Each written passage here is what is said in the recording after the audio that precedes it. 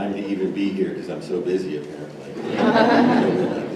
So, I was kind of looking back at my career, and I believe this is the first plenary talk that I've ever given.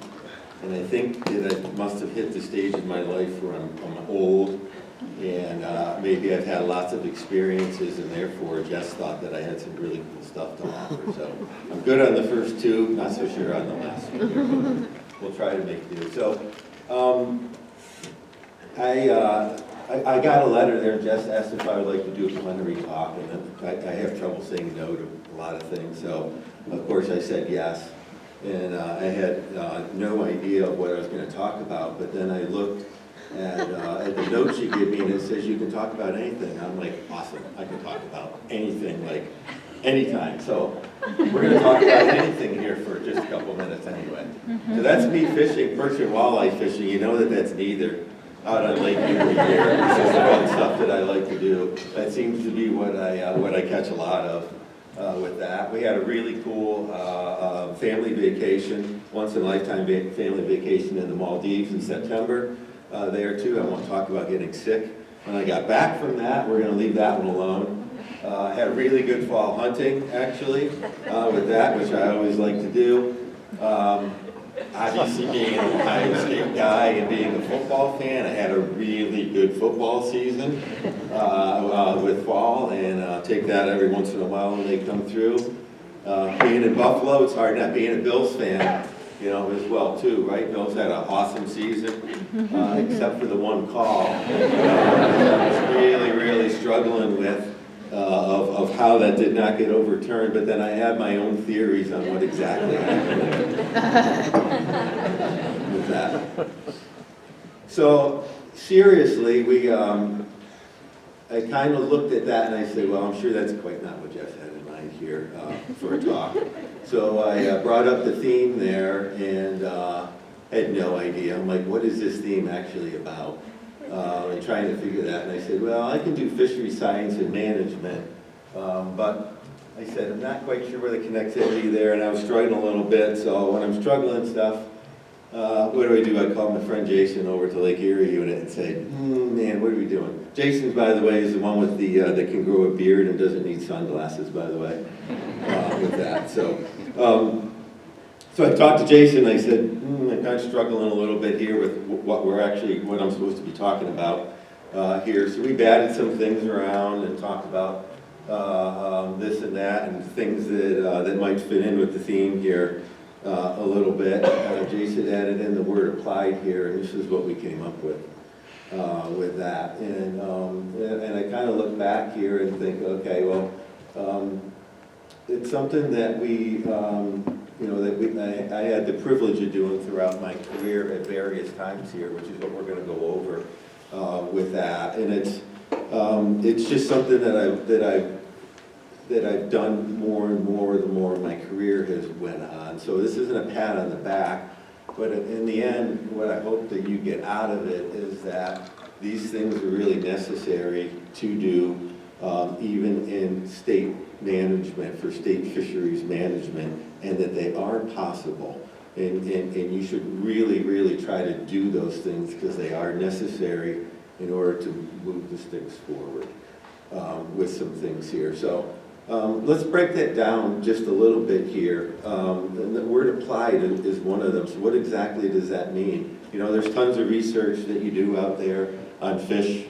But as far as the state management goes, and as far as our management of our fishery populations, applied means to put practical use, all right? To put in practical use, or research that has direct application for something there. So it's more focused, all right? You have a problem, and you're doing some research to focus on that particular problem.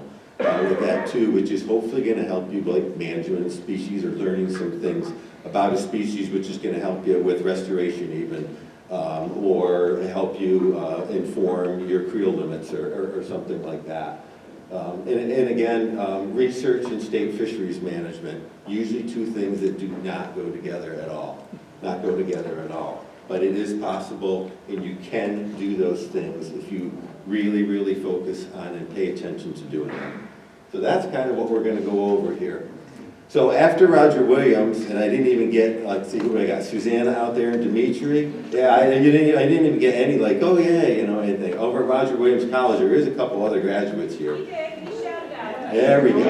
All right, buddy. That's what I said. I said there had to be somebody that gave a shout out on that. I know there's a couple people here with that up in Rhode Island. I went off to Ohio State there too. So that was kind of neat there because when I got out there, I didn't have a project. I actually went out on a fellowship.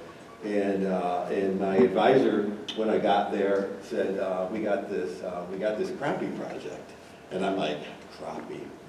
Like, I grew up fishing for trout. I'm like, I don't even know what the hell a crappie is. So I was like, I don't even know what a crappie is. He's like, it's not a crappie. I'm like, he's like, it's a crappie. I'm like, huh. I'm like, it's spelled with an A though. C-R-A? He's like, no, it's not spelled that. I'm like, all right. So I learned real fast that I better start pronouncing stuff right now being out in the Midwest compared to being in the Northeast. Anyway, but I got hooked up with this project there, and it ended up being awesome. But I think the cool thing was that is when I did this talk, I wasn't really thinking about that a whole lot, but that was sort of my career as far as applied fisheries management went, as it started off right at my grad school project there. So I think the one key with all of these as you go through there, just to pay attention to, is you always start off with a problem, right? There's something that you're trying to answer with the research that you're doing, some fundamental question which they don't have any knowledge of, and they're trying to find something out. In this particular case here, with this, if you look over in the square boxes around over there and just kind of read through them, most of the crappie fishery in the reservoirs out in Ohio, super popular fish over there too, but that happened in the springtime. Summertime came and the catch went off to nothing, and they're like, what do these fish do? Right? Where do these fish go in the summertime? How can we help out, help anglers fish for them during the summer months if they want to? So that was really what the research was with that too. And you notice, let's see, where's the, I'm not sure where there we go. Oop, I was back there. I think that was probably there too. This particular project was before the times of acoustic telemetry. It was actually radio telemetry. Is how we did that project there too.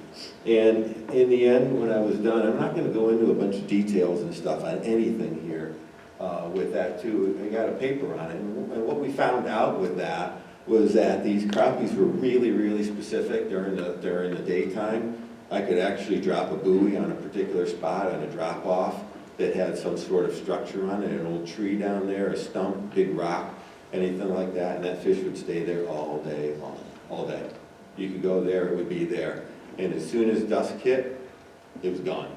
And you'd have to look all over the lake. Those things went on, these big forays around the lake feeding, and in the morning, it'd be right back in that particular spot again. So this wasn't something, you know, in the end here, it wasn't something, some management action you can do, but what it did was it told the DNR that we need to be paying a little bit more attention to this particular type of habitat, because all of these fish that we did were all on drop-offs and all are on structure. So it started off doing Christmas trees and stuff on this particular spot or on reservoirs and try to generate areas that the anglers could go and fish for them and have them more available than they were. So, like I said, this one, you know, that you end up with different results. And you don't really know like what you're going to get out of it, you know, when you start with that.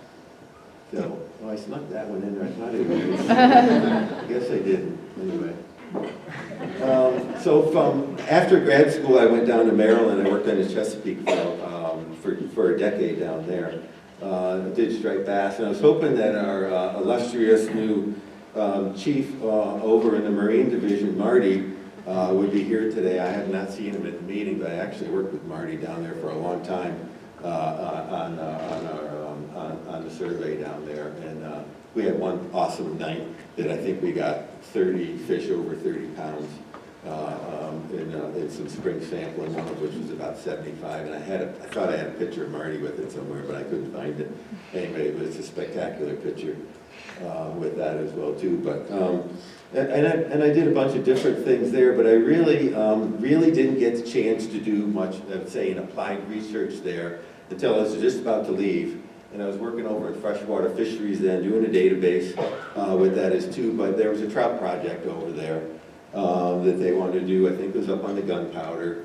One of the managers, Charlie, over there, they didn't have a whole lot of idea what was going on, so we started doing some visible elastomer tags in the eye to try to get at longevity, mortality, trying to find fish moving in the creek and stuff like that. So it was a pretty cool project, little tags that we injected behind the eyes. We set up a whole study. And then I left. I went on the free agency market, and DEC got me a 5-year contract and a huge signing bonus, so I left over here and came up. So I never really got to see the end of this particular project on how it worked out. But again, just a different means of sort of tackling a problem, a question that they had about these fish. So at Lake Erie, I started there in December of 2020. There mostly as a cold water biologist. I did some other stuff there, but working with lake trout restoration, sea lamprey control. You can see that one hanging on my leg, and then did a lot with steelhead as well too over there. Those were kind of like my main areas. I did a bunch of other stuff as well too, and a lot of the time there for the first decade was learning things and kind of putting dots on the graph that we all do with that too, and then we really sort of started to change a whole lot there, and the first one that came about actually was in 2011 and 12 it started, and that was with steelhead with that as well too, and this project went on actually for a decade. By the time from start to finish, we ended up being a decade long with that too, and ended up with a really great paper coming out of that with that. But so I'm going to go a little bit more in depth on the steelhead problem here, and it kind of started. We all stock steelhead on Lake Erie. It's a huge steelhead fishery, but Ohio, Pennsylvania, New York are the 3 big jurisdictions. They are called Steelhead Alley. Altogether between us, probably about nearly 1.8 million steelhead rolling into Lake Erie, every year that creates this fishery there. And you always expect the fish that you stock to be the fish that is mostly made up of your fishery. And that's absolutely true in Ohio and Pennsylvania streams. 80% of the fish that were in their streams were ones that they stocked. But we went over to New York, and this was work done by Bowling Green, started in 2011. I think this might be data that we found out in 2012, actually looking at Chautauqua Creek and Cattaraugus Creek, 2 of our bigger ones there. But it's the black there is not the case at all. These 2 slivers are pretty small comparatively compared to the bigger ones, meaning that a lot of the fish that were in our creeks were not fish that we stocked over there. So why is that a problem, right? It's awesome that they're stocking fish and they're feeding their fishery. Well, that also comes into resiliency, right? So let's say that something happens over in PA or Ohio over there. What we don't want to be doing is relying on them, okay? We want to rely on us, right? We want the fish that we're stocking to generate the fishery, that we have mostly over there. So the success that was happening in our creeks wasn't really due to us. So what's happening with our fish going in then? We started a pilot study with this, and it went in 2013 and 14 there. Okay, what's happened? We figured we're stocking them, they're going out to the lake. We have all these walleyes that are offshore at that point. They're getting eaten, right? I figure these fish are getting eaten. So we did a bunch of gill netting on walleye out there, caught some bass, caught a bunch of walleye. Not one steelhead in them, not one. However, we were also looking at the creeks there after we stopped, and we kept on finding steelhead in them, steelhead in them, steelhead in them. Well, our Lake Erie tributaries are awesome for steelhead fishing, but they're not trout streams. All right, they're not made to have trout living in them all year round. May comes around, July comes around, and you got water temperatures that are upper 70s, 80 degrees. Fish aren't making it. So if they're sticking in the creeks, then that's not really what you exactly want. You want those fish to stock, stay there for a little while, leave the creek.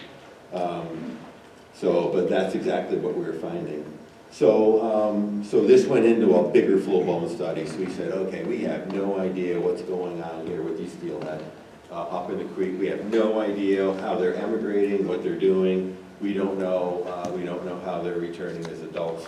So we set up this whole study here, and this was great. Jason came on board about it this time and really helped refine this whole study and set it up with me that we were already going there. But we had two big objectives with that too, and then we did our study over on Chautauqua Creek. We tagged 4 different lots of fish, 2 of which were small fish, 2 of which were larger fish, stocked in different areas of the creeks. So we followed their immigration for 2 studies, for 2 years, up and down the creek, and then we did adult returns starting in the fall all the way through winter and spring of looking for these fin clips coming back again and seeing which one of these groups came back. Really cool study. We had awesome results from it. We had 2 years, and these fish did the same thing, like both years with that too. So that 6-inch mark was like very critical as far as that went. Fish that were 6 inches left, fish that weren't actually went upstream. Not only stayed in the stream, but a lot of them moved upstream with that too. So moving upstream is not what we want with our stock fish. We want those fish to stay and to leave. Okay, fish obviously, right? I mean, fish that were in the stream, there's not a ton of food in these creeks. They lost condition over time.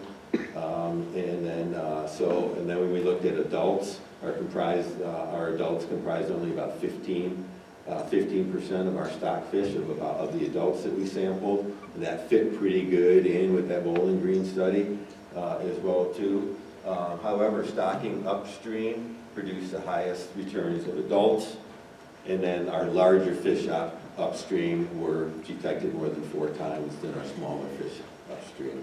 And if you look at the down ones, they were over 6 times better than those fish stocked near the mouth.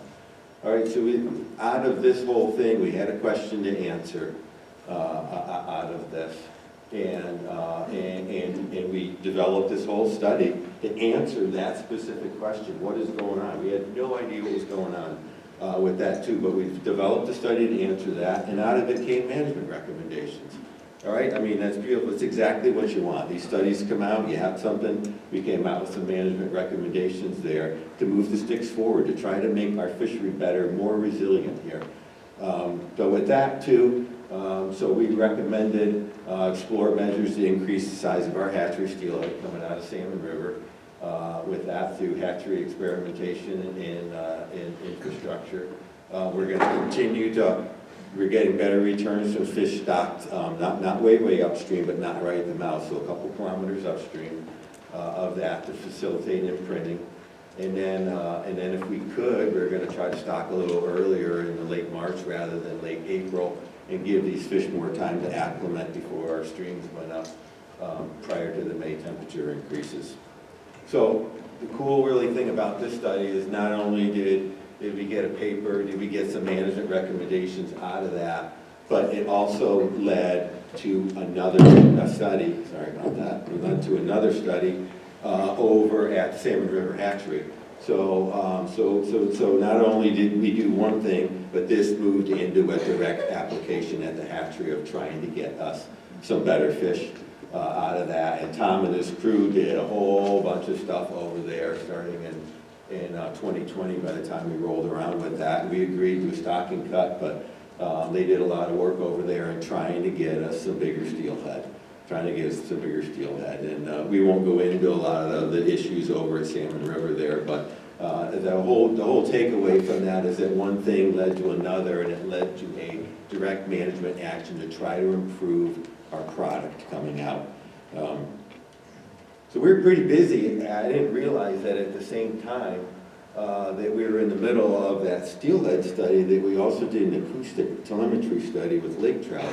And that went from 15 to 19. So somehow in my head, I don't remember them happening all at the same time, but obviously they did when I look back a year, that we had quite a bit going on over at the unit at the same time there. So this was one, what was our question with that? So lake trout is a rehabilitation species in all the Great Lakes, but in Lake Erie, been trying that since the mid-'80s with stocking over there. And to this time, up to that point, we were just speculating on where these things spawn. We had no idea if they were trying to reproduce, where exactly that was happening.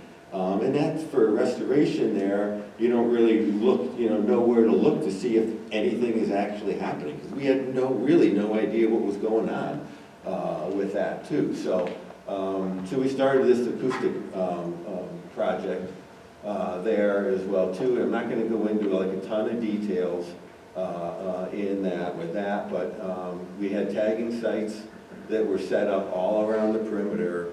And I was just talking with Jason here. I said one of the best things that we ever did with this particular project, and to this day I think it's just a great way of thinking, is to act like you know nothing. Because in the end you don't. The fish always prove you wrong. Acoustic telemetry is a really great tool for fish to prove that you have no idea what's going on. And it happens like with every project that I've done with them as well too.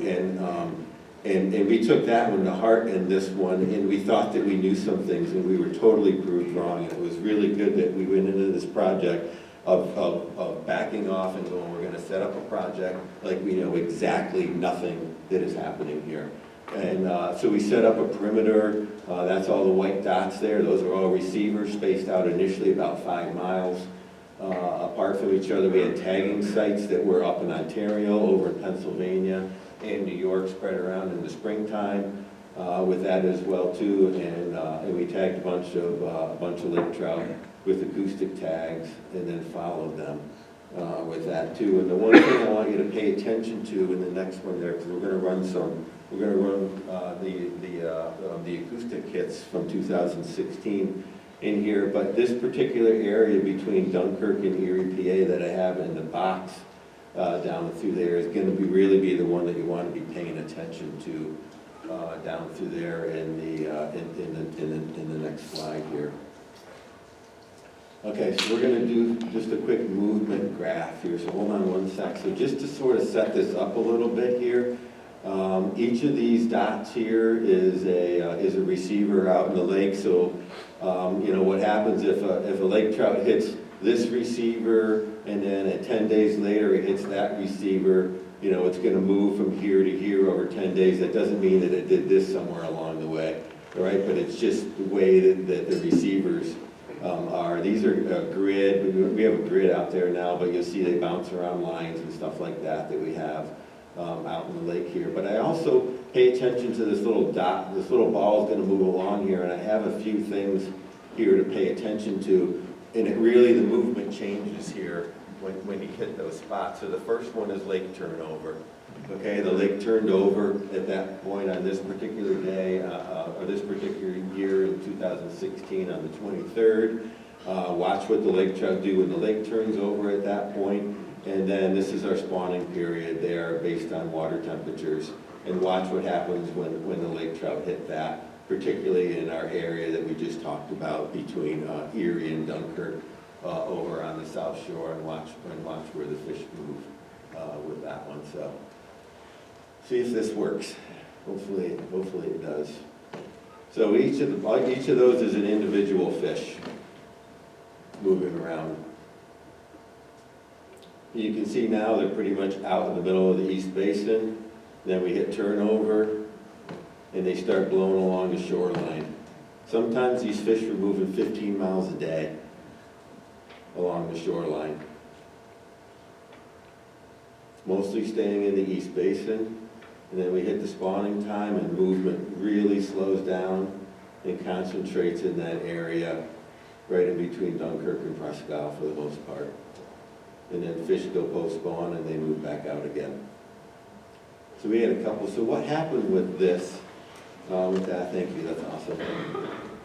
What happened with this is we started zeroing in on a couple areas here, and this is a VPS. So this is like, it's called a VEMCO positioning system. It's VEMCO who does the acoustic receivers, or Novasi now, with that as well too. But a hotspot map is just a fine scale, right? So we knew that there was a lot of lake trout visiting this one particular area here off Shorehaven Reef, It actually turned out about 190 of them, I believe, or give or take, right around through there, had actually visited this area down through there. So we set up this really fine scale array down through there, which gave us like fine, the really fine movements of where these fish were, like every meter that they were moving around in here. And what we ended up with was when you plot them, you should get these hot spots here. Okay, and this was November, this was spawning time. So we started zeroing in on looking at these particular spots down through there where all the lake trout were really concentrating. And in fact, Jason and Pascal, our other biologists at the office, went out and went to this particular area here, and there were hundreds of lake trout on that particular spot. And when we started looking the following year, lo and behold, we found reproduction happening there. Not a lot at first, but we found something that we hadn't found before, and that was actually successful fry there too. So otherwise, we're in a needle in a haystack out there. You have Lake Erie, it's huge. We don't know where we're going there. Let the fish tell you where they want to go, what they're doing, and then look at that and be able to go from there. So this really started pushing the bar forward as far as habitat projects, as far as strains that we were stocking out there, and exactly what we were doing, and knowing that, you know, we're on the right track. Some stuff is happening here. We just got to keep with it and keep going with that as well too. So super successful with that. And then when you're done, you end up with the same photo again in an article coming out of the Post Journal with that. So and that's also good because you get some exposure out of that, and that's super important to know. Okay, so great. This was all at the Lake Erie unit, right? And it's not possible in the region, right? Well, I beg to differ. I beg that opportunities are available in the region. Yeah, I mean, Lake Erie, we're a research unit. We had opportunities, things that are available, a little bit more time. We had set projects that we just did like that too. We just made them happen. This is something that was important. It's important for our management. We made them happen. Nothing different than other regions here. I started down a little over a year ago down at Region 9, and you know, Chautauqua Lake is our huge muskie lake. It's our broodstock lake for all of New York there, and I started asking some questions. We have no idea what's going on down there for the most part. So I'm like, you know, do we have any idea of population? Do we have any idea really about growth? How do these things move? And I don't know, we're not really too sure about that. So we started doing something really simple, and that was just pit tagging. Okay, we started pit tagging our brood stock down there during our survey down there, and trying to get an idea of how these things are moving. Where are we catching? Are we sampling? Right? Are we spawning multiple males every year? That's not good for our genetics. You know, do we know that? We had no idea what was going on because we had no idea of picking up these individual fish. How many fish do we have out there in the lake? Have no idea. We should be able to get a population estimate after a few years here with that as well too. You know, are we seeing some mortality? You know, what exactly are you seeing? So the pit tags are something that's super simple. It takes us literally 5 seconds to inject them. Lisa got some for us. We asked out of central office. She delivered out some pit tags for us, and we were off and running last spring. And this is going to be part of our program now with our muskies. Something simple, not too involved, but something that's going to give us a ton of information that we didn't have before. I also have an acoustic telemetry project in with that. Now, is that something that we can accomplish? I'm not too sure, but it might be able to get a university on to help us with it. It'd be a great grad student project with that to come in there. But we have no idea exactly where walleye and muskie spawn in the lake. You know, I asked our biologist, who's super, he knows the lake like the back of his hand. I said, you know, where do we got walleye? Oh, the walleyes are going up the trips. I'm like, awesome. Are they spawning out in the lake at all? I have no idea. Do we have habitat out in the lake? Yes. How about muskies? Not really too sure. We think they're along the shoreline somewhere. I'm like, okay, what shorelines? We have a lake that has tons of herbicides in it going in every year. at different times of the year. There's a lot going on at Chautauqua Lake, and there's so much that we don't know over there as far as the fish goes, and it's hard to be able to figure stuff out. I have no idea. We have no idea what's having an effect and what's having, or what's not having an effect, you know, out there. I have no idea if we're using herbicides every year on an area that contains most of our muskie spawning with that too. So those are just important things they're looking at the lake to try to figure out with that too. So do I know, do I know that we're going to be able to get this project accomplished? I have no idea, but I'm going to try. I'm going to try like hell because I think it's important for us as far as management goes to figure out what's going on. So I'm going to keep plugging away and keep proposing that with our bureau chief, and somewhere here, sometime, we're going to figure something out. And if there's anybody that's looking for a grad school project that can get some, man, I tell you what, this would be an awesome project. Awesome project. All right, so I'm going to wrap up, try to bring a few things together here with this, and just try to look at projects and try to wrap everything up here in my own head anyway. So I mean, when I think about these applied projects, I would say they're not only possible, but I think they're really necessary for us, right? They're really necessary for us. Other states do them, we do them. I think that it's just something that we need to do a better job of and not be afraid of trying them when we have a question that needs to be answered that is too important for managing our resources, right? Don't be afraid to move those sticks forward. It's better off, it's easy just to put a dot every year on the map, but it's moving that sticks forward once in a while of where we're gonna make a gain. And it's not always possible, it's not always easy, but it's stuff that I think needs to happen. We have support from Steve all the time. He's told me that before. Jim, write a small P, focus on our top waters. That's the way that we need to go. That's what Chautauqua Lake is. We have a plan in with that too, and that's our top 13 water in the state with that too. So I mean, that's exactly, and we have support. He will work with you to find stuff as best as he can, but he's got to know about it as well too. And then stuff doesn't always turn out as planned, right? You don't know how things are going to happen. I have no idea. We had no idea in a bunch of the projects, but you kind of do them. You hope that some lead to some like awesome management recommendation along the way, but you don't really know that. But it doesn't matter. It's still knowledge gain, still helps us moving forward with that.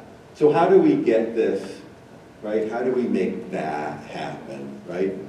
And I'll say that I think that a lot of that starts with a change in our culture.